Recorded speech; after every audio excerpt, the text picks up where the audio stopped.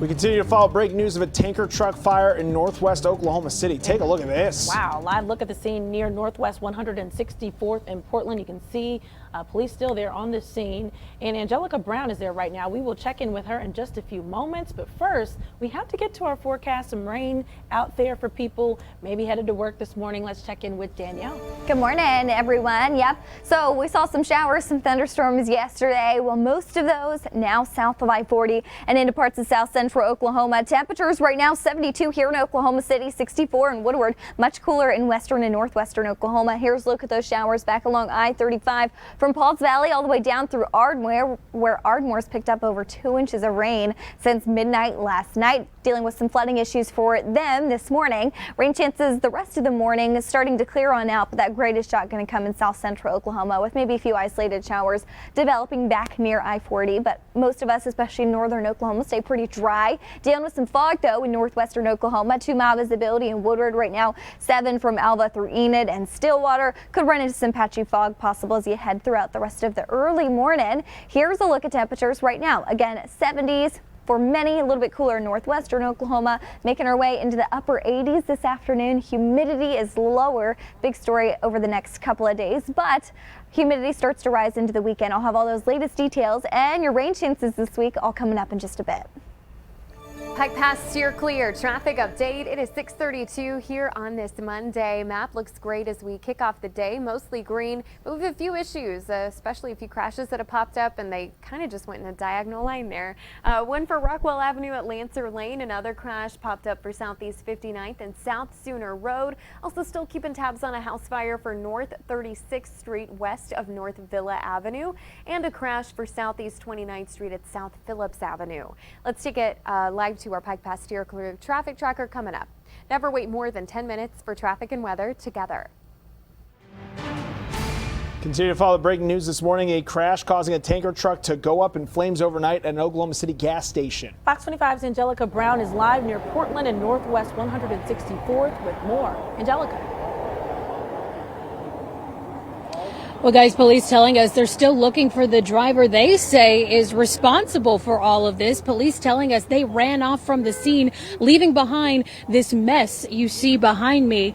That's a charred tanker truck at this on-cue gas station. Like you guys said, this is all unfolding right now at Northwest 164th and Portland. Here's what we know. Police say the driver crashed right into the tanker earlier this morning, then took off, leaving behind their vehicle. It's a little hard to see their car that they left behind. Police are kind of blocking it right now. But at one point, officers telling us they had their helicopter in the sky to try and find this person. Of course, right after that collision, flames erupted. You can see that charred tanker, like I mentioned earlier. Fire crews took care of that, and we know at least one person was taken to the hospital. Now, it's unclear who that person is. It could very likely be the tanker truck driver or possibly maybe someone else who was on scene. But again, that is unclear. It's also unclear their condition this morning. Now, just in the last few minutes, we've seen a wrecker, a tow truck, get on scene. So they're going to start probably trying to maneuver this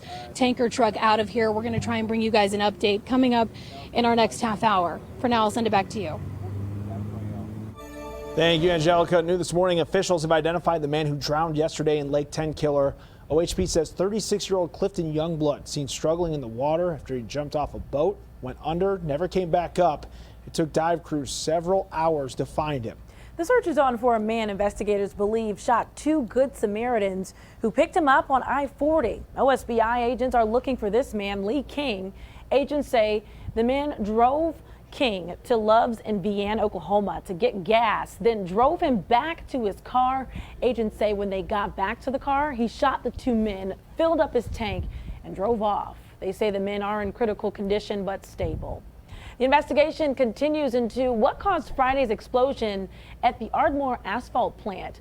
Officials say it could be months before they know a cause. It took firefighters more than 2 hours to get the fire under control.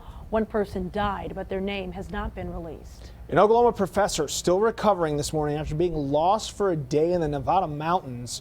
Ronald Bolin went missing after reaching Boundary Peak in the Inyo National Forest last Tuesday. Bolin, an OU professor, also a hiker, spent nearly 100 hours alone in the wilderness before being found. It was pretty emotional. So he was crying and I was crying, and I was just asking him if he was okay. Meredith says Ronald's expected to make a full recovery, and once he does, Meredith expects her dad will again be hitting the trails soon. We have some breaking news this morning. The White House now officially blaming China for a massive cybersecurity hack. This latest announcement coming in just the last 30 minutes. The Biden administration now blaming China for a hack of Microsoft Exchange email server software that compromised tens of thousands of computers around the world earlier this year. The administration and allied nations also disclosing a broad range of other cyber threats from Beijing, including ransomware attacks from government-affiliated hackers that have targeted companies with demands for millions of dollars. We'll be watching for updates here at the Live Desk. Look at what's happening across Oklahoma this morning. The Choctaw Nation of Oklahoma requiring masks for visitors at tribal health facilities because of rising coronavirus cases in the state. The Choctaw Nation Health Services Authority also limiting the number of visitors that a patient is allowed. Over the weekend, Tulsa Police Department held a special event to recruit more women. You see it here. 25 recruits spent the day running through different situations officers face. They also spoke to current officers about the job and learned what else they needed to know about the force. So ever since I was 10, I wanted to be a police officer, but I've also had some family problems in the past, and the police officers growing up has really helped our family a lot. So I want to be a police officer to help that, help the community as well. Female officers make up 18% of Tulsa Police Department.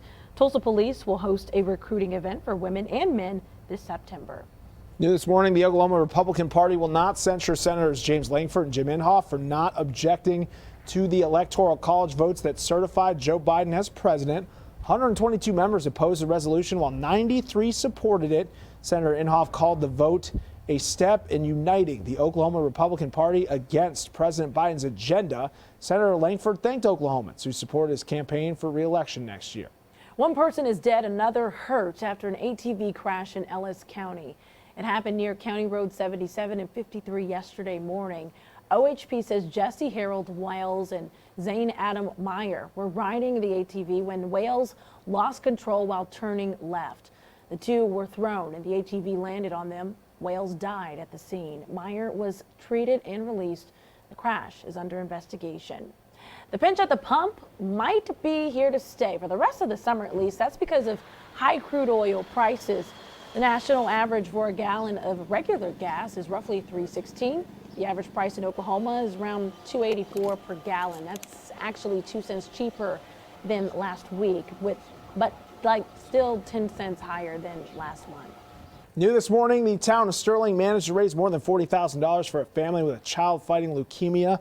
Taos Rowan's family says he was diagnosed this past May. So the community put on an Indian taco dinner and silent auction.